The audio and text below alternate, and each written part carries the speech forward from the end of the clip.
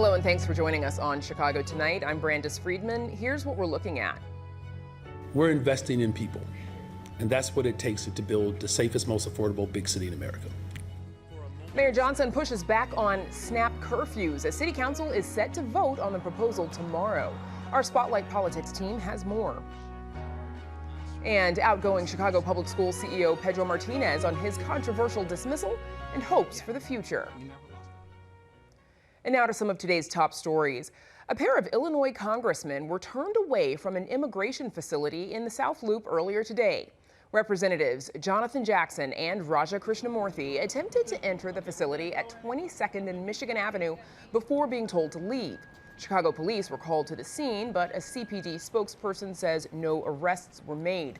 The congressmen say they were looking to conduct official oversight of the facility after constituents reported receiving texts instructing them to arrive at the location for routine check-ins, only to be detained by ICE agents. Unfortunately, this is part of the chaos that Donald Trump and ICE have rained down on the Chicago region. For ICE and Donald Trump to specifically target Chicago for these types of raids and these types of fraudulent text scams to get people to come in only to be snatched away is wrong. President Donald Trump has recently vowed to prioritize deportations in Chicago, Los Angeles, New York, and cities at, quote, the core of the Democratic power center. Meanwhile, immigrant advocates are calling on the Trump administration to restart the U.S. refugee admissions program. Advocates rallied today in Daley Plaza ahead of World Refugee Day this Friday. They say thousands of families who were promised safety remain stranded in dangerous situations overseas. I understand the pain, I understand the grief, I understand how difficult it is to leave your family, your loved one, your home, all your belongings behind and come to the new country. And not seeking for a better life. This is a common mistake. We seek safety. President Trump suspended the refugee admissions program back in January, which is facing legal challenges. Local soccer fans are getting a first look at the future home of the Chicago Fire Football Club. Just 2 weeks after announcing plans for the privately funded $650 million stadium, the team is releasing renderings for the new addition to the South Loop development, the 78. The new stadium will seat 22,000 fans in a brick, steel, and glass structure meant to reflect the city's historic warehouses while also incorporating riverfront views and public plazas. Major League Soccer Commissioner Don Garber has dubbed it one of the most ambitious plans in MLS history. It's expected to break ground by early 2026. This Father's Day was one to remember for Pepper, a piping plover who became a dad again. 3 fluffy chicks hatched on Sunday at a private beach in Waukegan, and the 4th egg just hatched today. Great Lakes piping plovers have been considered endangered since the 1980s, but numbers are slowly rebounding thanks to conservation efforts. This year, a record 82 nests were recorded, including 2 in Illinois. Despite these successes, challenges persist, like environmental threats, predators, and a gender imbalance. Up next, a one-on-one interview with outgoing Chicago Public Schools leader Pedro Martinez on lessons learned and hopes for the future. And later in the program, our Spotlight Politics team on immigrant rights, a possible snap curfew, Uber drivers unionizing, and more. Chicago Tonight is made possible in part by the Alexandra and John Nichols family, the Jim and Kay Mabey family, the Polk Brothers Foundation, and the support of these donors.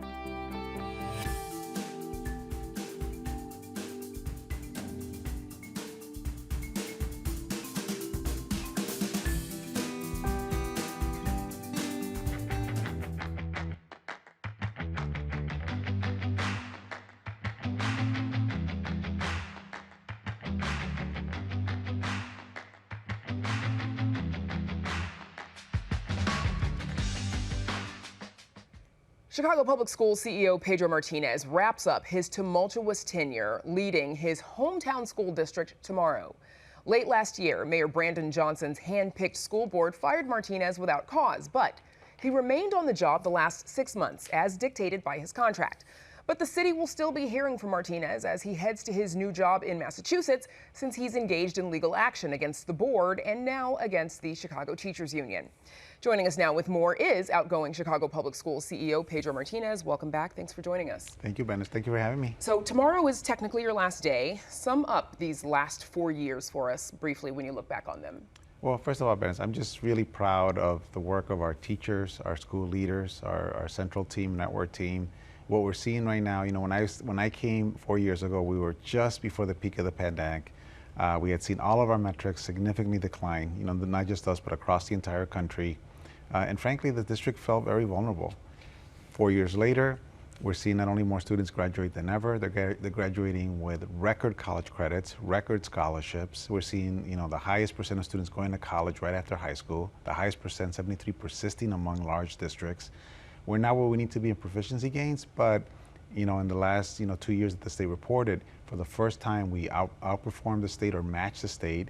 We saw record gains in literacy, a 50% gain in proficiency rates, led by our Black students and then our Latinx students. Again, we still have a ways to go, but the momentum is very strong. And I've always said this, Brent, this was always a goal of a 10-year plan. It was never about 1 or 2 years. And so, now as I'm looking back, again, I'm just really grateful. I'm really grateful to our staff and to our parents for the trust they've given me.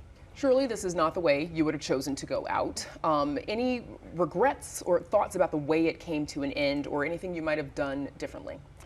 I have a lot of, it's more sadness than anything, Brandon. I still had a year left in my contract. I really wanted to finish it out and maybe do a little bit longer.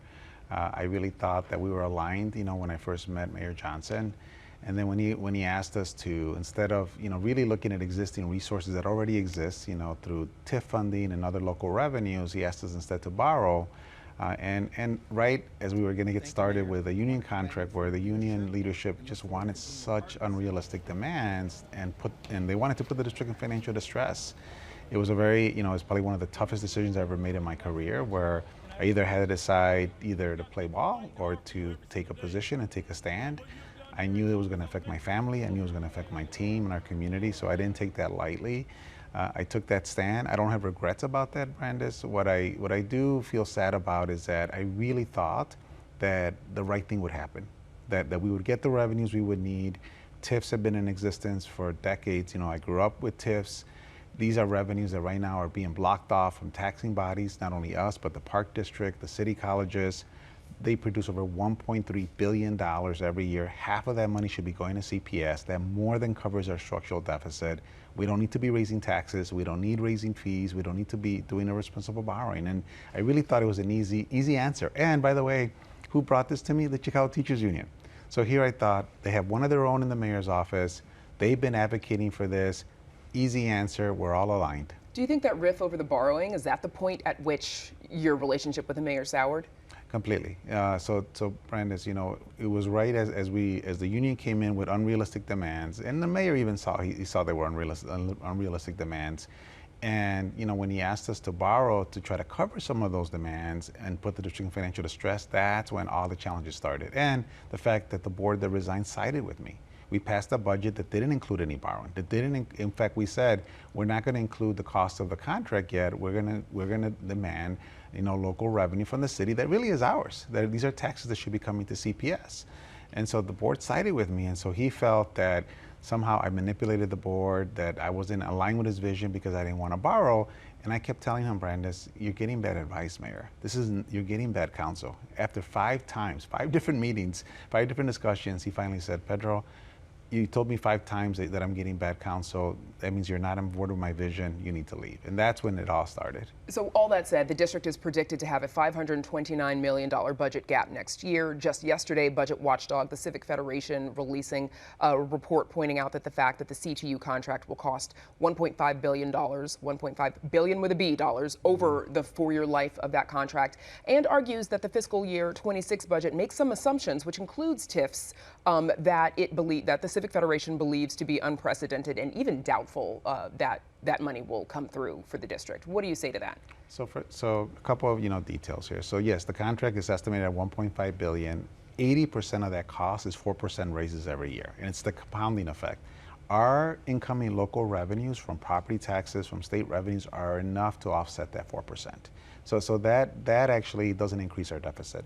The structural deficit we have is because of expiration of federal dollars, and because, you know, during the pandemic we added more teachers in our classrooms based on need. So I own that. At the same time, Brandis, when TIFs are producing over $1.3 billion today every year, and if those TIFs have been allowed to expire, we would be receiving $650 million. That more than offsets the $525 million deficit. Why do you think the mayor's been resistant to make that happen? That's what I don't know, Brandis. That's what I mean. That's a disappointment that I have, because I really thought it was an easy answer. The analogy I use is I gave him a free. It was like a free throw. I gave him the ball. Nobody's blocking him. It was easy for him to make that shot, and instead he decided to ask us to borrow, which and I think TIFs are very political. There's no accountability for how these TIFs are spent. We don't know until after the fact how much money is left. By the way, in the bank right now of the city, over $3 billion of unspent TIF funds that have accumulated over the last couple of decades. And it's replenished every year by $1.3 billion. So the bank account never goes down. So when we went, and the board agreed with me, when we said, look, there's an easy solution right in front of you. You and the city council already control it. By the way, it also helps you, because every time you release TIF dollars, it also helps the city budget. You initially started off as well with a collaborative relationship with CTU President Stacey Davis Gates, traveling to Springfield to lobby together in 2023, appearing at another press conference with the mayor about the stuff for the teachers, paid leave. Where did that relationship go sour with her? So I think it first started, Brandis, with the fact that when she came out with her 700 plus proposals, and she did a city club speech, and there's still quotes that you can find on social media where she talked about how the number of billions of dollars it was going to cost. 14,000 additional staff. She touted it. She actually gave it to different entities. And she even told me, she said, Pedro, I want to put this out in the public. I said, let's do it, Stacey. Let's help people understand what you're asking for. And really for me, it was really that level of just unreasonableness. And from there, when she realized that I was going to stand in her way, that again, with already not agreeing to borrow with the mayor, it just set up the perfect conditions for me to have the conflict with her. As we mentioned, you are suing CPS, the board, over your removal. You've also added to that a defamation claim against the CTU and President Stacey Davis Gates, as well as CPS board chair, board president, Sean Harden. Can you tell us what you're arguing in that suit? I know sometimes it gets tricky with litigation. Yeah, no. So, Brandon, first of all, the reason we're in court was because when they decided to cancel my contract, they made it clear at that board meeting on December 20th they were going to compromise my role, which was going to break, really break the rules of my contract and break state law. And they even showed it the next week after, when they showed up to union negotiations on the side of the union, ready to give in to all the demands that were going to put the district in financial distress. And so the reason we went to court is because literally to stop them, just to allow them to, to allow them to, or have them allow me to do my job, to finish out the school year. And then throughout, really not only the first 6 months of the school year, but throughout the last 6 months, all I've been getting is personal attacks from me, from my team, misinformation that we constantly had to go out to the press to try to clarify. By the way, Brandis, I've never insulted either the mayor or the union president in any personal way. I've always tried to keep things very professional. My goal is always to be collaborative with everybody, but they just don't stop. And at the same time, Brandon, what I've seen, teachers, therapists that are getting bullied directly by the union leadership, where they actually have to go to court and defend themselves, and they actually have to GoFundMe campaigns. Phil Weiss, all he's asking for is, show us how you spend $35 million in dues every year, because they haven't produced audits in years. And he's been defamed. They've attacked him. And so again, Brandon, when I looked at what was happening to me, I said, if I don't stand up for myself, how do I expect my teachers, my staff to stand up? How do I expect our students to stand up? For me, it's plain bullying, and that's really what this is about. We're sending a message that it's not okay to bully people. 30 seconds left. Hopes for the future, advice for your successor. So first of all, I'm just really excited, to go into my new role in Massachusetts. I've received nothing but warm support from the Massachusetts community, and I know the impact that I'm going to have there is going to be significant. I'm really optimistic for our district. We have November elections on November 26th. All 21 board members will have to be elected. The first elections were very successful. 7 out of 10, phenomenal board members, and I think the district will be in good hands. Okay, Pedro Martinez, best of luck to you. Thanks again for joining us. Thank you, Brandis. Appreciate it. Up next, the city relaunches the Know Your Rights campaign. That and more in Spotlight Politics.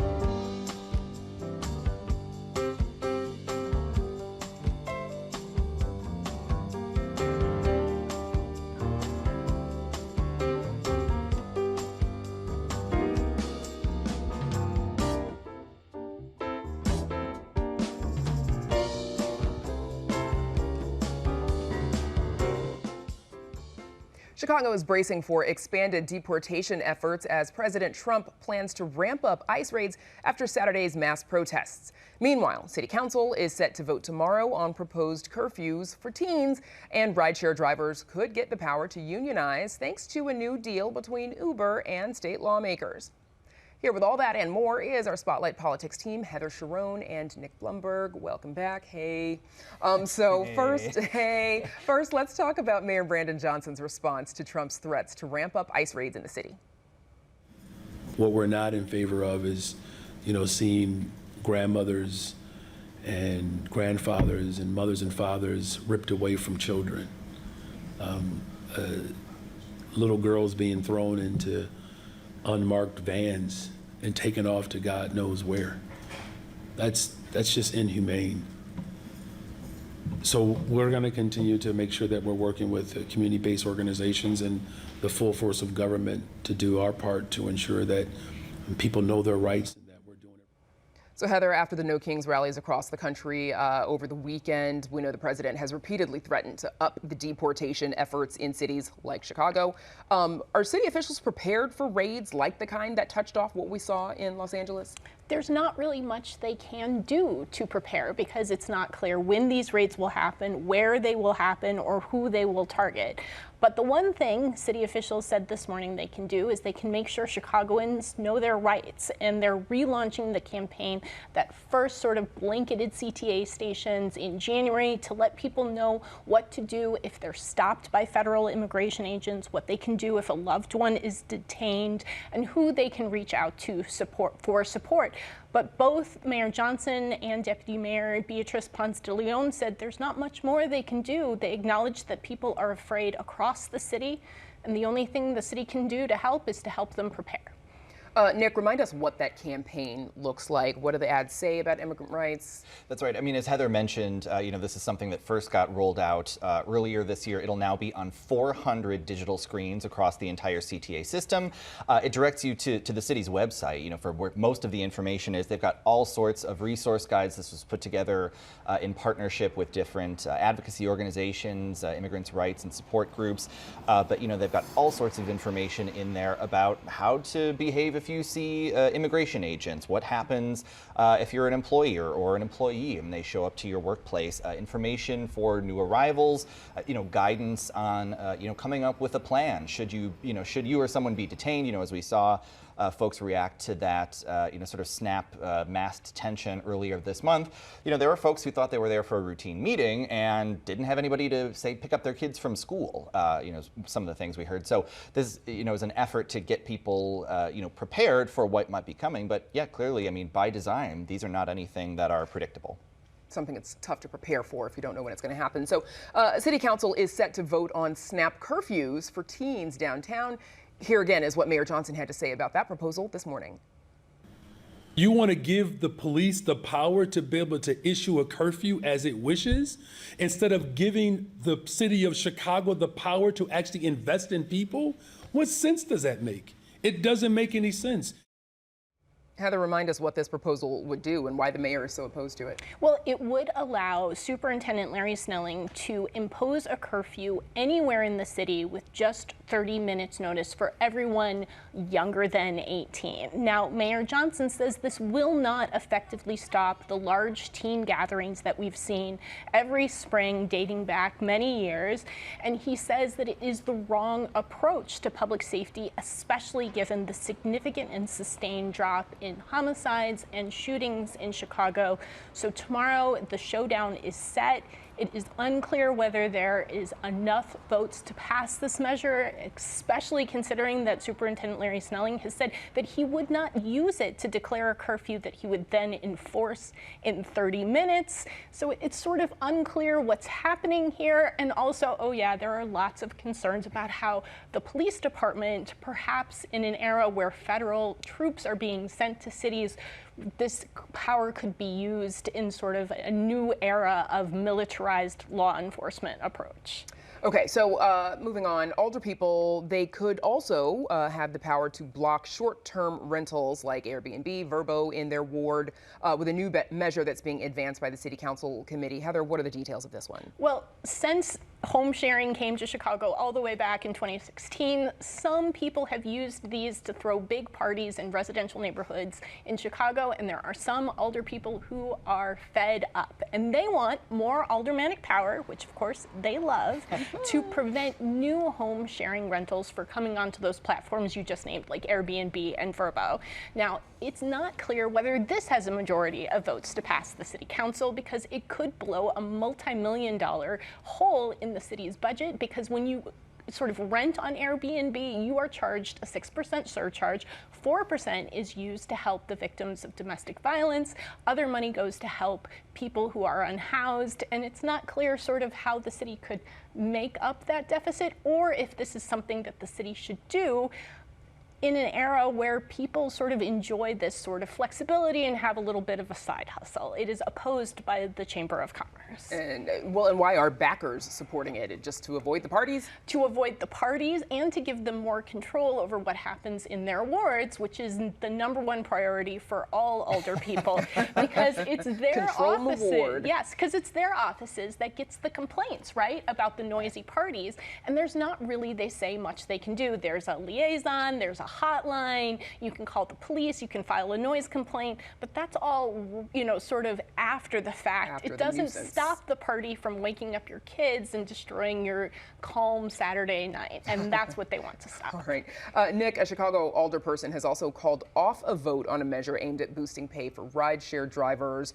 What's happening there? That's right. For the last couple of years, Alderman Michael Rodriguez has been backing this measure that would force rideshare companies, Uber and Lyft, to pay their drivers anytime they are logged into the app, not just when they have a fare. They have been using their bully pulpits, their push notifications, their emails to push back against this idea. Now, Rodriguez agreed to back off of this idea in exchange for Uber not standing in the way of a proposed state law. Now, what that would do would allow drivers to unionize. They said they're not going to oppose the bill, and they're not going to oppose any unionization efforts. All right, so if this ordinance did move forward, what would that mean for drivers? Well, if the state bill moves forward, we're still waiting on final language to see what happens. But the idea, you know, it wouldn't classify them as employees, but it would allow them to organize and collectively bargain. You know, advocates say it's similar to a Massachusetts ballot referendum that recently passed, allowing things along similar lines. But of course, because we haven't seen exactly what this is going to be in there, you know, there's questions, for example, about, you know, how big of a threshold would it have to be? How many drivers would have to vote to unionize? And of course, the National Labor Relations Act, which, you know, sort of governs a lot of collective bargaining and union action, generally doesn't include independent contractors. So there are questions about sort of what's the enforcement mechanism going to be here. Okay. Heather, City Council will consider resolving 3 lawsuits alleging misconduct by Chicago police officers. How could that impact the cost of police misconduct for taxpayers? Well, so far this year, the city has already agreed to pay $165 million to resolve several dozen lawsuits, which is significantly more than the $82 million that they set aside every year to resolve these lawsuits. If these 3 lawsuits settlements are approved tomorrow, it would add another $24 million to that tab. The biggest settlement would go to James Gibson, who is one of the last people to allege to have been tortured by detectives directly overseen by disgraced former Commander John Burge. He, of course, the city has admitted, tortured hundreds of black men in the 70s and 80s. And his legacy of just really of sort of, that legacy continues to be felt today. Okay, as we know, and it continues to be expensive. Couple seconds left, Nick. Local member of Congress, of course, appeared in the writings of the man who is suspected in the shootings of lawmakers in Minnesota over the weekend. We know very little. That's right. I mean, basically what we've heard is, from authorities in Minnesota was that there were nearly 50 local, state lawmakers, local lawmakers involved, but there were also several from outside, from other Midwestern states, including Congresswoman Nikki Budzinski. Okay. And we learned tonight State Senator Laura Fine, who is also running for Congress to succeed Congresswoman Jan Schakowsky. Okay, thank you. That is Spotlight, and that is our show for this Tuesday night. Join us tomorrow night at 5:30 and 10. Now, for all of us here at Chicago Tonight, I'm Brandis Friedman. Thanks for watching. Stay safe and have a good night.